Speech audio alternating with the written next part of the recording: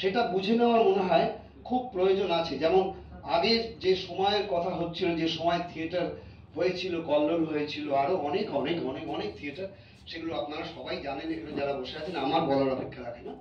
আমি যখন ছোট, আমি থিয়েটার দেখতাম খুবই, আমার বাবা মায়ের সঙ্গে গিয়ে থিয়েটার দেখার অভ্যাস আমার দীর্ঘ বছরে।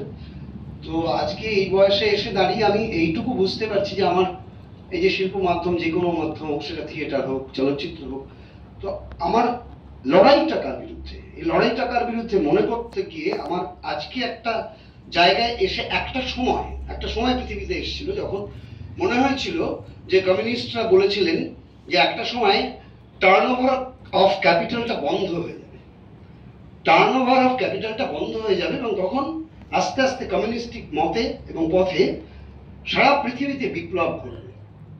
শ্রমিক এবং কৃষক এই দুই পক্ষ এক হয়ে একটা বিপ্লব হবে, প্রলেতারিয়েটস এগিয়ে আসবে, দ্য ভ্যানগার্ডস অফ দ্য সোসাইটি যাদেরকে আমরা বলে থাকি। কিন্তু আমার মনে হয় তখনও কোথাও একটা ভুল হয়ে গিয়েছিল কমিউনিস্ট নেতৃত্বের কাছে বলুন, কমিউনিস্ট যারা কমিউনিস্টিক পথে এগিয়েছেন, তারা ক্যাপিটালের শক্তিটাকে বোঝেন না।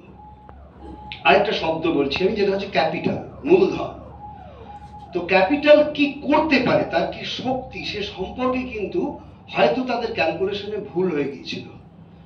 ক্যাপিটালিস্ট যারা, ততক্ষণে তারাও তো আর বসে নেই। একজন ব্যবসায়ী, তিনি যখন তার ক্যাপিটালটাকে মার্কেটে ইনভেস্ট করছেন এবং তার দ্বারা তিনি মুনাফা তুলে নিয়ে যাচ্ছেন, তো তিনি বা তারা, তিনি বলতে আমি একজনকে বলছিলাম, আর পুরো ক্যাপিটালিস্টদের কথা বলছি, তারা তো কখনো এইটা চাইবেন না যে একদিন এরকম হোক, আমাদের ক্যাপিটালের এই যে আবর্তনটা ঘটছে এটা বন্ধ হয়ে যাক, এই চাকাটা বন্ধ হয়ে যাক, আর আমরা পৃথিবীর থেকে সরে যাই, আমাদের পাওয়ারের জায়গা থেকে, আমাদের শক্তির জায়গা থেকে, ক্ষমতার জায়গা থেকে আমরা সরে যাই, আর এসে সেই জায়গাটা দখল করুক কৃষকেরা, শ্রমিকেরা, সাধারণ মানুষেরা, এবং একটা সমাজতান্ত্রিক ব্যবস্থা তৈরি হোক, যেখানে মূলত অনেক ক্ষেত্রেই সমাজে অধিকারটা সমান হবে, সবকিছু সমান ভাবে, অন্তত ন্যূনতম যে চাহিদাগুলো আছে সেগুলো সবাই পাবে, সমবন্টন হবে।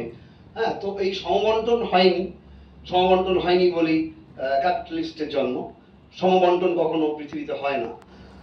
আমি একটা লেখায় কিছুদিন আগে পড়ছিলাম যে লন্ডন শহরে একটি ক্লাব আছে, সেই ক্লাবে যারা সদস্য তাদের নাম জানা যায় না, কিন্তু যারা সদস্য তারা সারা পৃথিবীতে কোথায় কখন কি ঘটবে এটা তারা ঠিক করেন।